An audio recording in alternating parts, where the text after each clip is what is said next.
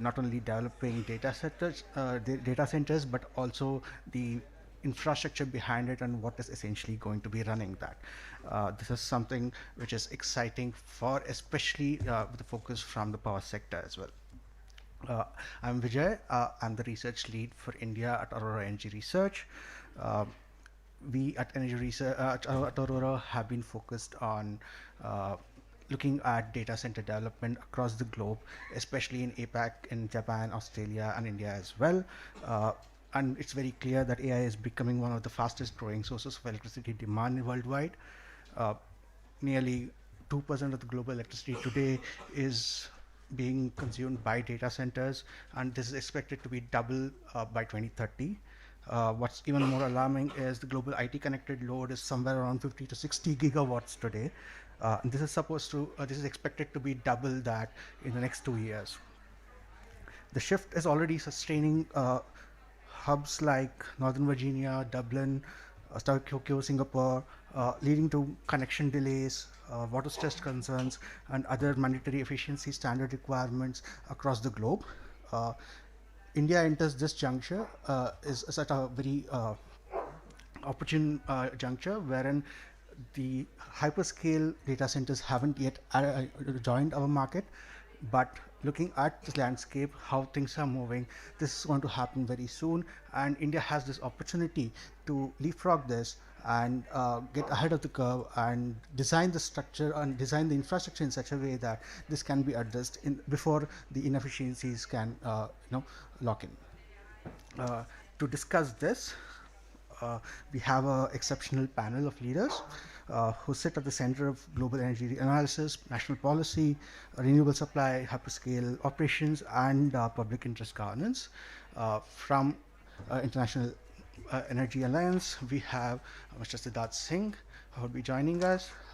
If you mind. Uh, Mr. Milind Diora, who is the Secretary BE, would be joining us very shortly. He's en route. Uh, Ms. Vishali Gard, Director, Sustainability, Google. Aditya Chinekar from Prayas Energy Group, who works on energy efficiency, and will be joined by Purnendu Chaube, Senior Vice President, Renew. So, with that in context, I want to focus on a few things before we start off. India is currently looking at around 1.1, 1.5 gigawatts of IT connected load right now. This is primarily focused in clusters such as Mumbai, Delhi, NCR, and Chennai. This is expected to be around 6 gigawatts by 2030 from what we envisage at Aurora. This is nearly a threefold increase in the next 2 to 3 years. This includes basically addition of hyperscale and large scale data centers which size between 50 to 200 megawatts. And more importantly, not only the scale of addition of demand, but also the type of demand that is getting added is also important. What we are essentially adding is not just traditional co-location based data centers, but also AI inference as well as AI training centers, which essentially operate at 85 to 90% of load factors, which essentially is extremely thermal intensive and flat 24/7 data demand curves. These clusters, when they do come in, essentially will start acting as the new base loads in the system. And how do we actually manage them? How do we have the grid planned for this? This is something which is going to be very intensive. More important, these clusters are expected to be around existing urban areas where the vacancy availability is already constrained, along with stress added for water consumption as well. Considering these, we need to plan out a pathway as to how we essentially reach that. With this, we have an excellent panel who would look at some of these aspects today and help us guide to reach this particular goal in the near future. Yeah. With that, I would like to invite Siddharth Singh to start off this discussion.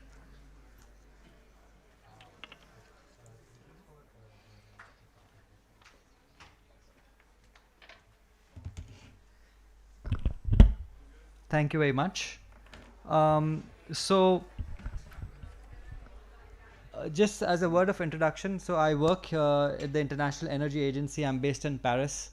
The IEA is an international organization that works at the intersection of energy and other related goals such as energy security, transitions, understanding technologies, supply chains, stuff like that, right?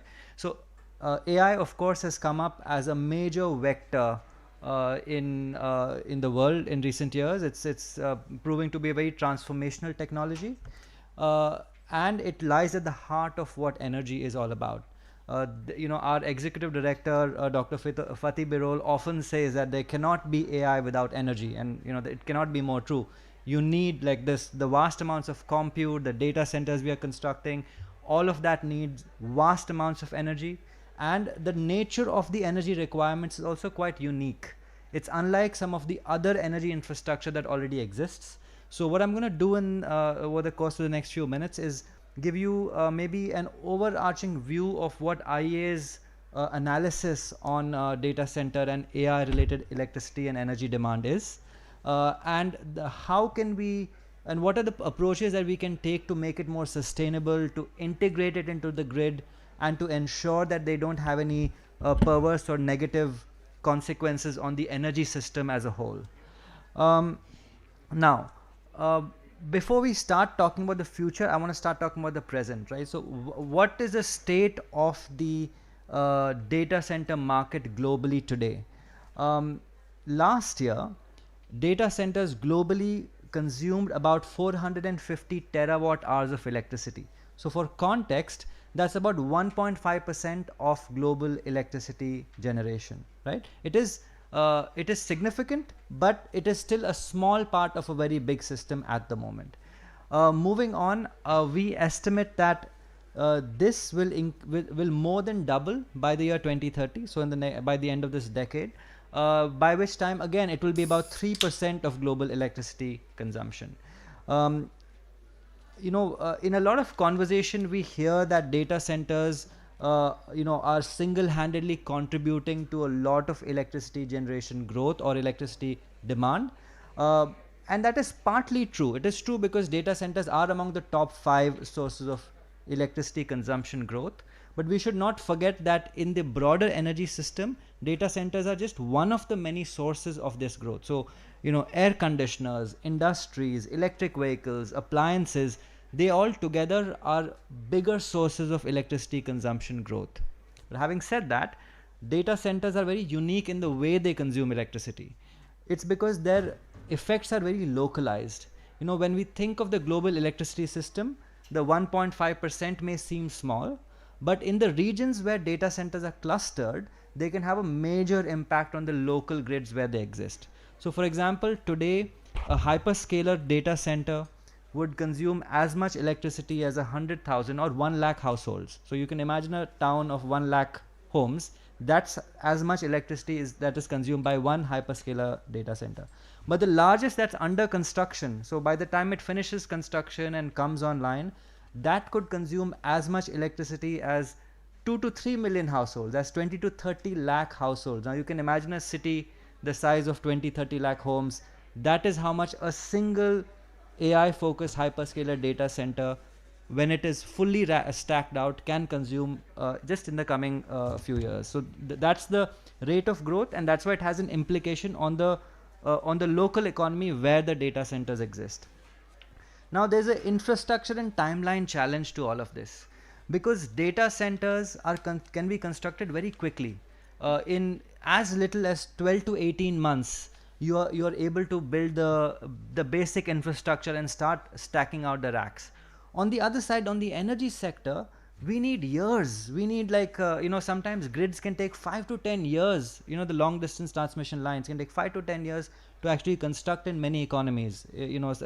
Some economies are slower than others, but point is that it can take several years for the energy infrastructure build out to take place to cater to this demand. So there's a little bit of a mismatch, which is why it is very important for us to have a few things. Firstly, we need a good line of sight.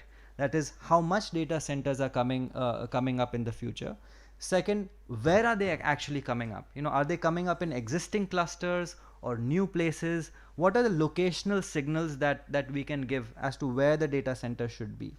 And of course, finally, it's important for these data centers to also be as efficient as possible and as sustainable as possible, so that they don't have broader consequences on the environment and the energy sector. Okay, so that's the lay of the land and the outlook as we see it. I want to now talk about two things. So the first is, what are the current existing methods that data center operators use to make them sustainable? And the second thing I want to discuss it, what are some of the newer emerging trends in sustainability in the data center market, right? So that way we can understand what India and other countries that are looking to build out data centers should be doing to ensuring that this build out is sustainable. So the mainstream approaches right now, one of the main kind of tools that regulators have is mandating something called the PUE. Now PUE stands for the power use effectiveness.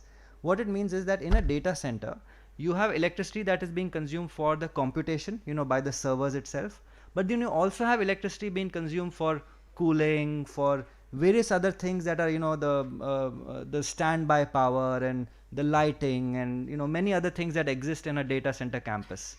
So the ratio of the compute electricity and everything else should be optimal, in the sense that most electricity should go for compute and not these other things. These other things should be minimized to the extent possible.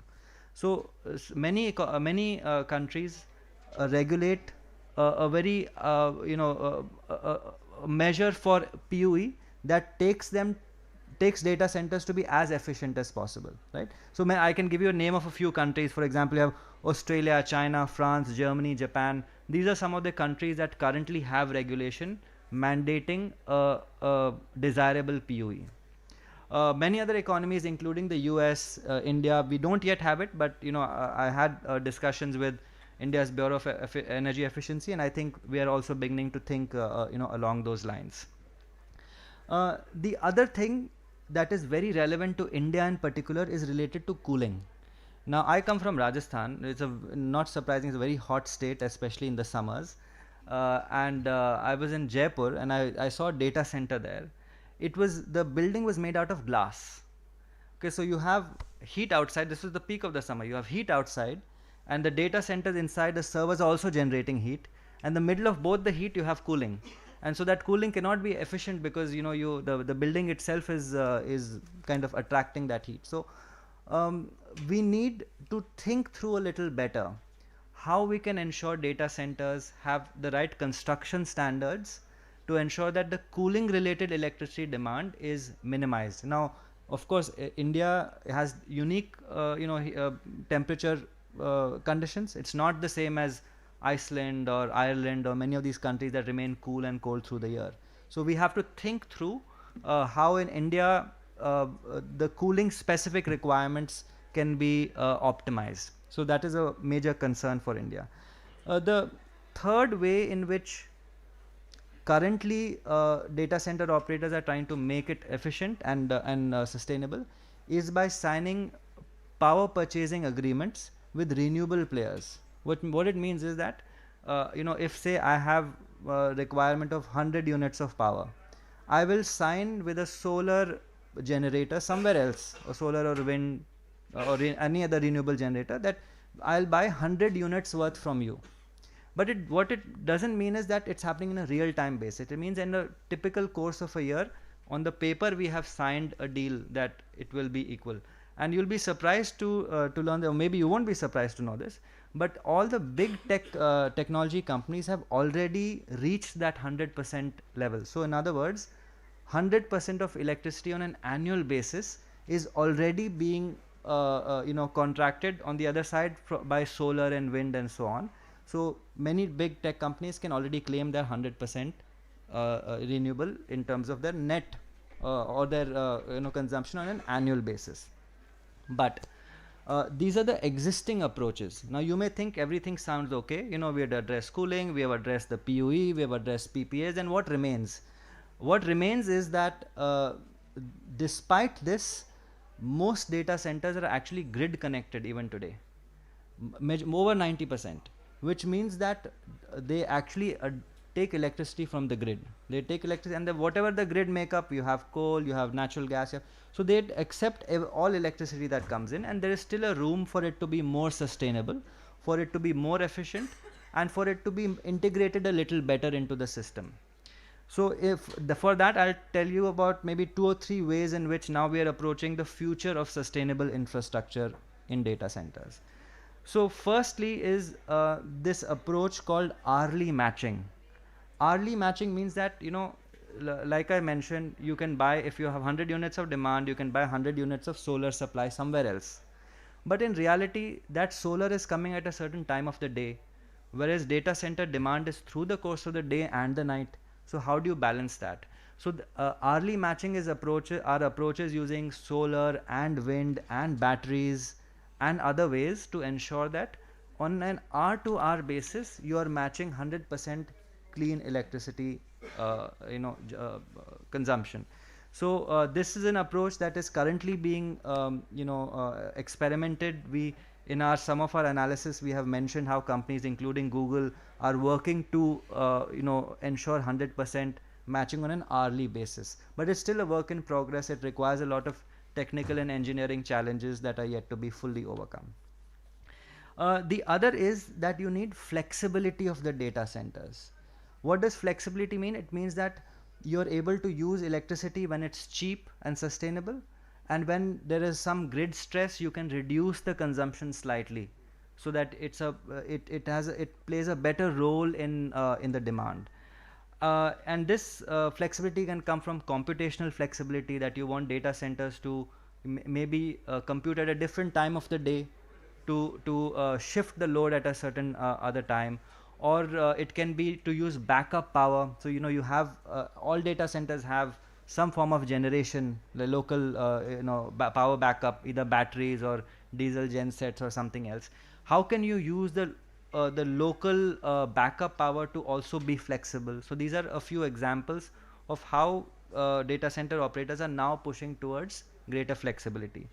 And I'll end there. I think we are probably running out of time. So I will stop by saying that, in a majority of the data centers that will exist in 2030 are yet to be built. So, especially in India, you mentioned some data. In India's case, say 3 times, or let's say over the course of a decade, 4 or 5-fold increase is taking place, which means that over the next 10 years, about 70 to 80% of data centers are not yet been built.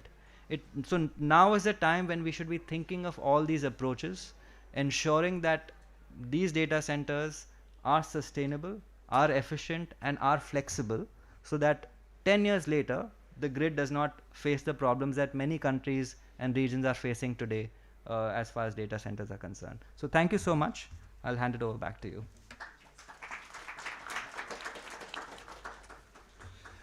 Thank you, Siddharth, for laying the outlook and bringing in items of PUE and flexibility and hourly matching. These are critical, and I'm sure Punendu will have some points on that from a developer's perspective.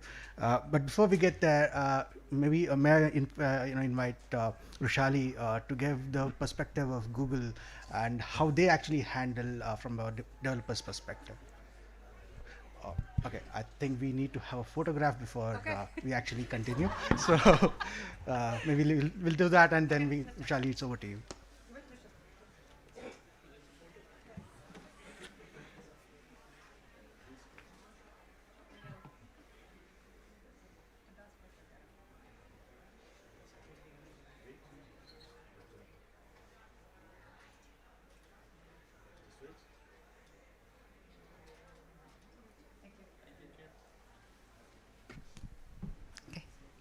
Coming back to the main topic, and so thank you for having this session, and so that I appreciate a lot of your points, and a lot of those are regarding DCs, so I might cover some of them and react to them. So in data center, given where we are, right? Given where we are between now and 2030, you made an interesting observation that a lot of the new data centers are still being built, and what we'll see will be coming in. And so what can we take from our learnings from the other data centers and bring in here? I think PUE is a very good example of that. I will say that power effectiveness depends on multiple pieces, where the location is. So what you can get in the Nordic countries is very different from what you can get in a region like India. So you design with those constraints. At the same point of time, how you run your equipment and what kind of equipment you use is used is a big factor in there. And the third most important one is whether you're using water-cooled or air-cooled systems. And just for those of you who don't know this, but there's a PUE and the water usage effectiveness, and there's a trade-off between the two. So if you want good energy, you've got to use more water, and vice versa.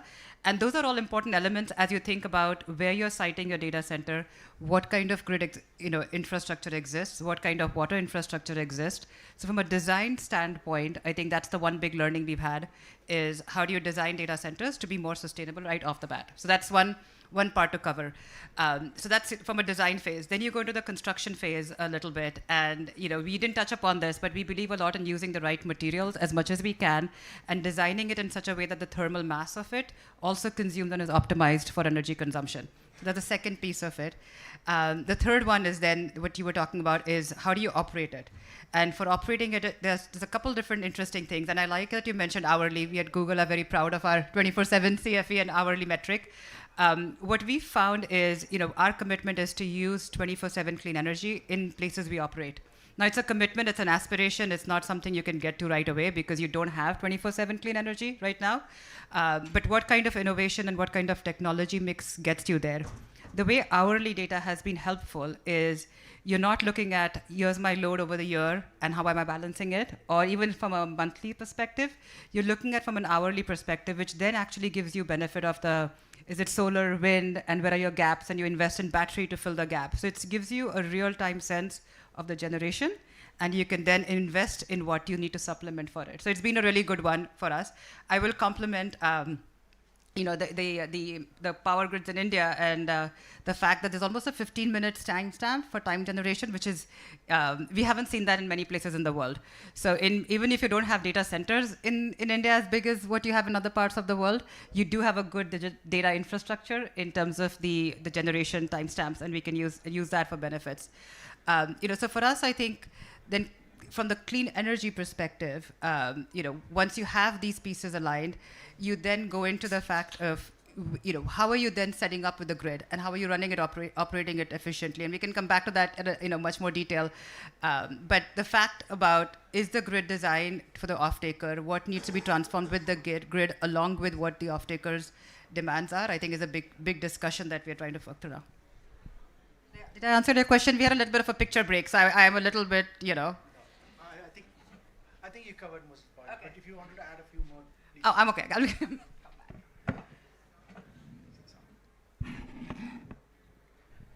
Maybe I'll just speak from here as well. Thank you so much for that, and acknowledging the difficulties around and the commitment required for the hourly, the matching of the load, which that brings me to how we do it with a sustainable source, especially with renewables, with intermittency and variability. Purnindu, if you could join in. Hi, so I'm Purnindu. I look after policy advocacy and regulatory function at Renew. So I'll speak from the renewable developer perspective. See, at this point of time, and that hourly thing that we're talking, that's something which we are struggling big time. Means I'll be very frank, and in fact, that's a requirement for EU also in all the green hydrogen initiatives that we are doing, right? And they wanted that hourly matching of load, and which is very difficult to prove in the grid, because grid we have mix of everything, right? So now coming back to the topic, we have at this point of time close to 282 gigawatts of renewable energy, right? And if we include large hydro, right? And if we exclude large hydro, that's close to 230, 235, right? So we have a huge capacity of renewable energy. And at this point of time, we have fully realized that plain vanilla solar or plain vanilla wind, that's something which is not going to work. And what the industry needs, or what even the end user needs, is the RTC power. So RTC is something which we use in the renewable energy RE fraternity, it's a bit of misnomer, right? So it's very difficult to kind of replace the base load what we get from the conventional sources, right? But what we do is like through RE, we try to match the peak hour requirements. What matches, like in the regular hours, you'll have solar and all, right? But in the morning and evening peak, you can get the things from the renewable energy, right? Now, if you look at the way things are happening at this point of time, we had been scouting for demand big time. You might have heard that there are a lot of challenges in terms of PPA signing and all, right, in the discom. And as generators, we had been looking for very credible demand which can be generated in the country. And that at that point of time, data center came, right? So now, so data center, it's what we see that it's a data center moment for the country, right? All the renewable energy players, is a big one, they are trying to get into this domain. And since, if you look at the data center, you rightly said that if we try to build up the plant at this point of time and then the transmission infra and all, that's going to take a long time, right? So it's not a very sustainable solution. But there are players like us who are having merchant capacity, right? So we have a close to 1 gigawatt of merchant capacity. We already had tied up with big marquee firms, Microsoft, Google. We tied recently for 150 megawatts. So we have those kind of spare capacity, which we can utilize for supplying to data centers. And since, if you look at the data center economics, 50 to 60% of the operating cost is power, right? And that should be very reliable, firm power, because otherwise it will impact the PUE, right? And so at that point of time, with a mix of solar, wind, and batteries, and it was a good thing happened that battery prices came down recently, right? And now we have a good mix of solar, wind, and storage, which is kind of meeting the requirement of the data centers. Now, another important point is we have the lowest price of renewable energy. So if you look at the power procurement of data centers, they are procuring at the rate of 7 rupees, 8 rupees from the distribution companies. RE, flat solar, you can get at the rate of 2.5 to 2 to 2.5, right? RTC you can get at 4 to 4.5. So on one hand, and also most of these hyperscalers, they have their net zero goals, right?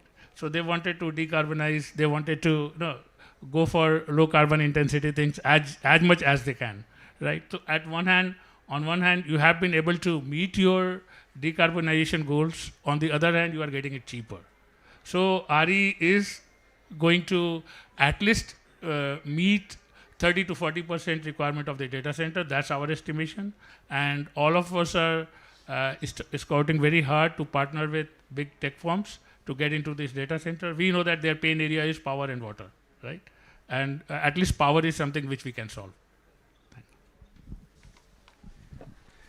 Thank you, Brunendra. Thank you for highlighting the role of RTC and FDRE and how that actually is helping, and these kind of tenders are solving the problems which we have envisaged from the variability.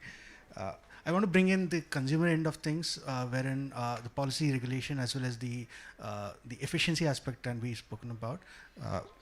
Aditya, if you... So I work with Prayas Energy Group. We are a not-for-profit organization based in a city called Pune. And we have been working in policy and regulatory space in the energy sector for over 30 years now, with a very strong focus on public interest. So I'm not a data center guy, so I won't use the jargon because I don't know it. But what I'll do is I'll highlight the public interest aspect of it and what can be done at a policy and regulatory level, and more importantly what we should not do, because at policy and regulatory it's more than what we're doing, it's equally important of what we are not doing, because we have limited resources. We, in the sense, public resources are limited and the capacity is limited, so it should be prioritized.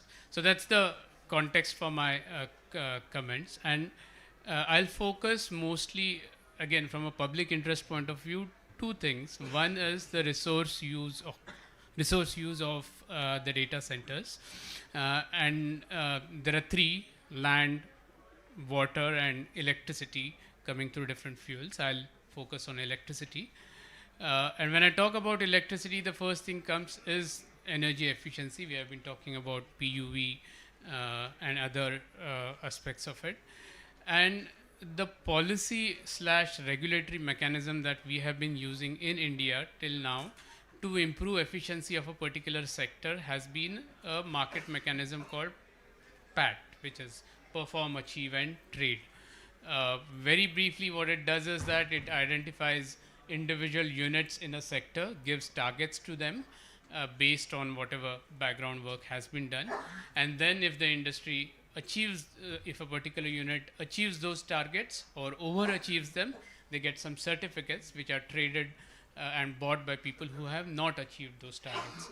And the idea is that this market mechanism will improve energy efficiency of the sector as whole. Now, the point is, can it be used for data centers as a sector? And in fact, PAT has now been subsumed under carbon market and the carbon credit trading scheme. Both of them are going to be administered by the Bureau of Energy Efficiency. So that is one policy mechanism that we have to improve the efficiency of data center sector. But I would still suggest we should go, there should be a lot of caution, and that goes back to the point that I said what we should not do, because is this the right way to go about it? I think Siddharth, you talked about PUV mandates. One thing is when you identify a sector and when you introduce it in, let's say, a carbon credit trading scheme, then it does require a lot of capacity to identify what are the benchmarks and what the targets would be. So again, with BE, and like you also said, there are other sectors, and in India it's much more so. There are other sectors, both on industry side as well as air conditioners. So given that, whether this would be where BE should look at, that's the question that BE should think about. One is from this capacity point of view, and second, more importantly, is at least the way that my understanding is this PUV, and there is a lot of technological advances that are happening at a much rapid scale. So by the time BE comes up with some benchmarks, sets some targets, which usually happens in a scale of around 3 years or so, I think a lot has been already changed. So that is something that needs to be thought about for a policy mechanism to improve energy efficiency of the sector. That is one. The second part of it is the renewable energy part, and Purnendu talked about it, and Siddhant, you also mentioned it. So there are two parts of it. One is how does the data center procure electricity? It has two options. It will either do it from the distribution utility, or more possibly in India, it will go through open access contracts. So it will identify its own power sources. Now, one of the demand from the industry has been, from the data center industry and from a lot of other industry players, has been to make this open access much more standard and reduce the barriers to it, so that all the industry players, including data centers, do have that flexibility to tap into power procurement, tap into the other power sources that are already out there, and those including RE, which is significantly cheaper than the DISCOM rates, the distribution utility rates for industry. So that's one, having a better open access policy. In fact, what we are suggesting, we from Prayas Energy Group, is to deepening open access. So not only allow the consumers to buy power, procure power from alternate sources, but in fact also deregulate their tariffs. So what we call as HT deregulation, high tension consumers deregulation. Let them figure out their own contracts, their own prices at which they want to procure, and more importantly, with that, they would also take the risk of the procurement, because what happens now is they do still rely on discoms. They do go back to discoms whenever the alternative arrangement doesn't work, the banking cost, and those are much lesser than the actual cost, and therefore it's not really favorable for the distribution utilities. So what this will also do is, I think there has been a lot of talk about what exactly the demand for the electricity demand for these data centers would be, and that is crucial, particularly from the distribution utilities, because they need to plan for it. They need to and you in fact very importantly put out the lag between the speed at which a data center comes up and the speed at which the power infrastructure would come up.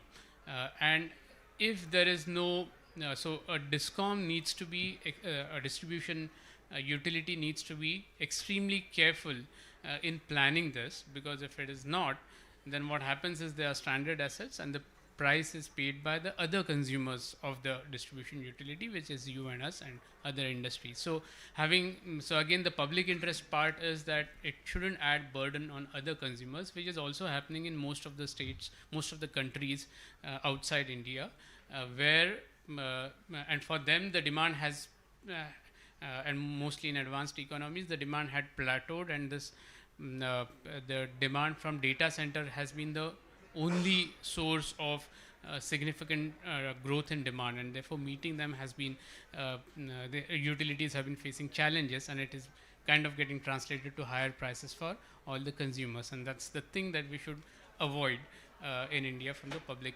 interest point of view. And one of the another point is also demand flexibility, which was also talked about, because the perception of, or at least a layperson's perception of data centers is a 24/7 base load requirement, but newer studies show that that's need not be so. Your demand can be shifted. It can be shifted so as to match the renewable energy generation, so that the offtake of it would be much higher, but that again would need regulatory changes. A few states in India have come up with demand flexibility regulations, and we are at a very niche stage there, but that needs to be adopted by more number of states. One last point I'll make before I stop is the point is that right now we do not have any standardized reports on either energy consumption or water consumption levels by data centers. In fact, for energy consumptions, BE in fact can use their powers under the Energy Conservation Act and consider data centers as a significantly what they call as designated consumers, and come up with standardized format in which the energy which the data should be submitted, and not only submitted to the regulator but to be made public, so there is much more accountability. So I'll stop there. Thanks, Aziz. Yeah, I'm sure if Secretary Milind was here, he would have commented on the Conservation Act and how we go forward with that. But thank you for bringing in PAT, open access, easing barriers for that, planning and flexibility requirements of the grid. Essentially, that's something which I wanted comments from all of you as well, because all of this essentially boils down to how we plan our grid, how we actually manage this growth, how the demand growth will be balanced. So if you could comment on what specific goals the governments can focus on, especially in the next 2 to 5 years, that would be very great. Please. I figured you're looking at me, so I'm assuming I should start. And part of it also, I wanted to comment on a few things. And this is not just this panel, but generally I understand that data centers, yes, they consume energy, and yes, we are seeing a significant growth. But I would also like just take a slightly positive spin on it. Look at all the growth in terms of clean energy that is being put out, which didn't exist before. Look at how fast solar has been adopted, and a lot of it has been hyperscalers around the world. Look at some of the battery storages, and you mentioned you're looking for tech companies to be the off-takers, right? So I see that as a slightly a positive way of thinking. If we want to see an energy transition, if we want to see, in terms of getting our grids cleaned up, in terms of having clean energy, what better than have the hyperscalers partner with the developers and the policymakers to kind of drive that, right? So, and we are seeing that in many, many places. So that's number one I'll comment on. And you talked about, there's a lot of, I think most of us would welcome some sort of common standards or common frameworks, but I would also request to have them interoperable between different countries. It's very difficult as global companies to operate in one region and then use, you want just the same way you want to bring innovation and learning and all our insights from the world into India. We'd also like to have the frameworks to be very comparable to everywhere else, so we can have the same sort of baseline. But we do put out, and I can speak on behalf of hyperscalers. A lot of us put out our water usage, our energy usage. They're not a requirement, but they are voluntarily put out. And the reason to do that, to your point, is we believe that transparency will help you get back. It helps with comparability between the sector, but it also helps you with policy because you start understanding where the sort of blocks are and the gaps are. And so, that's something we've been doing on an ongoing basis. I want to just comment on that. You don't need a law for that. Most companies do it because it's actually a good benefit for them to learn from that. Going back to your point, then I took a little bit of a detour. In terms of grids, everybody here this is a big topic here, right? Grid decongestion, how do you do load balancing? We do have a little bit of time because the data centers and the growth we are seeing is a couple years out. And so it's a good time and in India, it's an interesting bit of where you're already getting new transmission. So can you use a new transmission plus the time lag that we have to kind of balance out and more in terms of the software that you need, in terms of the optimization capabilities that are needed to balance that load across different pieces. So that's number one. A lot of that actually to me is less to do with a utility or a discom or the off-taker like us. It's to do with data. Who has the data in terms of the load, who has the data in terms, and who has the power to balance it, and what are the optimization angles? So I think one of the aspects of this would be how do you unlock that and figure out and who owns that and who would actually be the owning authority around that piece of it. Should I come, please? So it's very important thing that you asked. So see, data center at this point of time, we have total capacity of around 1.2 gigawatt to 1.5 gigawatt in the country. What we are expecting that by 2030 we'll have 5.5 to 6 gigawatt, right? Maybe more, 1 or 2 gigawatts. How big and what is the capacity of the grid that we have in the country at this point of time? It's more than 500 gigawatt. So right, means I don't think that transmitting power worth 6, 7, 8 gigawatt is that big a challenge, right? We have, and by 2030 we'll be having installed capacity, and that too transmission taking care of it to the tune of 6 to 700 gigawatts. So we are having a mammoth system, right? And data center requirement is a very minuscule part of it. Now, where the challenge lies? Challenge is in the reliability and security aspect, right? You need firm power. You don't want any kind of disruption. This should be stable. The power quality should be good. So all those things that required special equipments to be installed, right? Their firmness should never be disturbed. The flexibility should be there. And power can be injected at the time of requirement. So all those things is something where we need to invest more. And there the role of state utilities, right, where we wanted to deploy the data centers, that comes into picture, because all these things, they come into their domain, right, and they has to be modernized, right. Any comments on the location of these data centers, they being in urban centers, and transmission requirements for that? So location, I think transmission is not that great parameter to consider. We are also scouting for location of data centers. What is especially what we are planning is most of the companies, they wanted to locate it close to the RE parks, right? Means we have solar parks, wind parks in the country, and we want to locate it over there. Secondly, the connectivity. That aspect, right? Means mostly connectivity is something which is very important. And thirdly, the incentives. The government has given us 20 years tax holiday, right? but we wanted states also to contribute because the cost capex requirement for building data centers is huge, right? So I mean, hyperscalers, they will come with large sum of money, but even to that extent, when we were evaluating the capex requirement, it was getting into to the tune of around 130-40 crores per megawatt, right? And with everything included, means the hyperscalers cost also.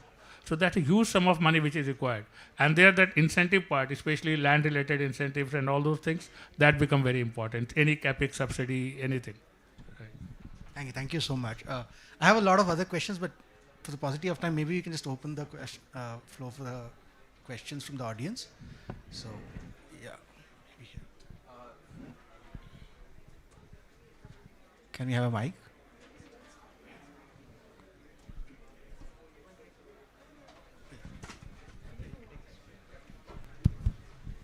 Hi, thank you for the speech here. That super informative. I wanted to ask because our main focus I see here is on renewable energy, and I've not seen any talks about nuclear, which I think like the West is adopting right now. So SMRs, LMRs, they've been the talk of the town. OpenAI has launched their own company, basically researching this entire thing. And if we go into renewable energy, we're going to have to focus on batteries. And India is not rich in rare earth metals. So I think we would get dependent on other countries and their imports. So do you think it would be better if we rather do research on nuclear than renewable energy, like the traditional one? I could start a little bit, having been part of a company that's investing in nuclear. You're right. Like nuclear is, it does have advantages over renewables. It has, but the biggest challenge we have right now is the time lag. Any kind of scale on nuclear, you're looking at a decade plus out. We've done investments in SMRs, and those are great as pilots, first of a kind. And I think the SMRs will scale maybe like late, post 2030. But you're looking at, in terms of what you need from gigawatts at a data center, you're looking at least 10 years plus. So the question then becomes is, what do we do for the next 10 years? And for the next 10 years, and you could comment on this, you still think a combination of solar, wind, and good battery and different kinds of storage is still the most reliable option that we have, and then you accentuate with nuclear when it comes in. In terms of critical minerals, that's a good point, but that is why you should then figure out how to recover and reuse and as much as you can in the supply side of it. But I think that's still the best and most sustainable technology we have. Thank you. I'll just give one or two comments. See, if you talk about nuclear in India, it has started, means the impetus has been given just a year back, right? And we came out with our nuclear policy, and we have this target of around 100 gigawatts by 2047. Now, the whole ecosystem is getting ready for it. There's a private sector participation which has been allowed, right? And all those O&M challenges, etc., it's being sorted out. So it's going to take some time. She rightly said that means before 32, 33, we are not going to see any large deployment in the country, right? Maybe 200, 300 kind of requirement, 300 megawatt kind of requirement. So till that time, it's the batteries which are going to play a very, very important role, along with solar and wind. Batteries, I think manufacturing is something, as you mentioned, that most of this stuff is something, especially cells that we are importing. Container part, we are trying to sort it out over here. There are advanced cell chemistry incentive, PLI, which the government had given. I think manufacturing is something where there'll be some push within the country also, because we have huge battery requirement, and there have been plethora of tenders that you would have seen in recent past, right? And the battery costs and the tenders at which the costs are being awarded, that have gone down tremendously. And that will benefit the sector as a whole, right? Maybe one last question. I saw one. Yeah, go ahead. Yeah, my question is for Vishali. I know you spoke about homogeneity or wanting that from a global player on the reporting side, but I think there's a challenge to that as well on the infrastructure side. A hyperscaler like Google has very uniform infrastructure across the globe. And so when you yourself pointed out, the Nordics are very different from a country like India. And I worked in the field of liquid cooling. There's different forms of liquid cooling. Some might be much better suited for a country like India versus what you might be deploying in your Ireland data For the center. paucity of time, maybe So- we can just take this offline. Okay. We're almost out of time, and Yeah, maybe I'll we answer. can I'll finish catch all this. of you out of. Yeah. Yeah. So All right. So, so I think we have a few momenters for the panelists.